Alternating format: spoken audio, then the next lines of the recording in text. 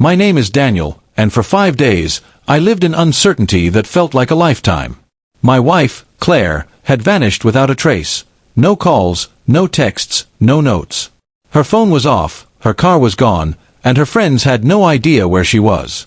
I filed a missing person report, called everyone we knew, and barely slept. Those days stretched endlessly, filled with dread, confusion, and the constant question, why would she leave without a word? On the 5th night, just as I was preparing for another sleepless evening, I heard the sound of a car pulling into the driveway. I rushed to the window, and there she was. Claire stepped out calmly, as if nothing had happened. Her hair was a little messy, her eyes unreadable. I ran to the door, heart pounding, torn between relief and anger. When she walked in, I couldn't help it. I hugged her tightly. "Where were you?" I asked, my voice cracking. "I've been worried sick." She didn't hug me back. Instead, she gave me a faint smirk and said coldly, "Be grateful I came back." Her words hit harder than any argument we'd ever had. I stepped back, searching her face for emotion, any sign that she understood what she'd put me through, but all I saw was detachment. I couldn't comprehend it. 5 days of silence, fear, and panic, and all she could say was that? "Grateful," I repeated quietly. "Claire, I called the police. I thought something terrible happened to you. Where have you been?" She sighed, walking past me like I was in her way. I needed space. Everything was too much, work, us, life. I just left. "You wouldn't understand." I followed her into the kitchen, still trying to make sense of her tone. "You didn't think maybe telling me would help? You disappeared. I thought you were gone forever." She turned sharply, her expression cold.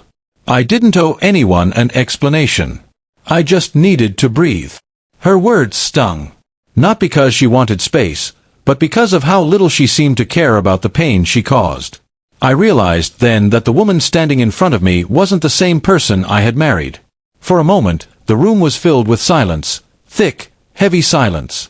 I finally said, "You're right. You didn't owe anyone an explanation. But I also don't owe you forgiveness." Claire blinked, taken aback. "What's that supposed to mean?" "It means," I said steadily, "that you can't vanish for nearly a week, return with a smirk, and expect everything to be fine.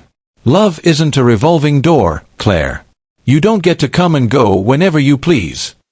She crossed her arms defensively. "So what now? You want me to leave again?" I looked at her, really looked at her. The exhaustion in her eyes, the guilt she tried to hide behind arrogance, it was all there. "No," I said softly. "I want you to be honest. Why did you really leave?" For the first time that night, her composure cracked. She looked down at the floor. "I felt trapped," she whispered. "Not because of you, because of myself. I didn't know who I was anymore. I thought if I stayed away long enough, I'd figure it out. But I only got more lost." Her honesty cut through my anger. I wanted to be furious, but I also saw a brokenness in her that I hadn't noticed before. She had always been strong, confident, in control, but maybe she'd been holding everything in for too long. "I would have helped you," I said quietly. "If you'd told me, I would have listened. You didn't have to disappear to find yourself." Claire's eyes welled up, and for the first time, her smirk was gone. "I didn't think you'd understand," she said. "I would have tried," I replied. "But now, I don't know if I can trust you again." That night, we didn't argue. We just sat in silence, two people who had loved each other deeply but had forgotten how to communicate. It wasn't dramatic or loud, it was the quiet kind of heartbreak that seeps into your bones.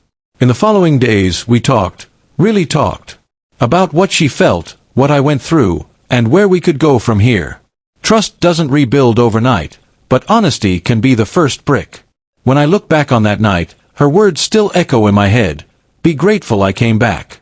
Maybe she meant it selfishly, or maybe it was her clumsy way of saying she wasn't ready to lose everything yet. But for me, it was a turning point, a moment when I realized that love isn't just about holding on. Sometimes, it's about recognizing when something has cracked and deciding whether it's worth fixing. And as we slowly tried to piece our lives together, I understood one thing for certain. Gratitude and forgiveness can coexist, but they can never replace truth.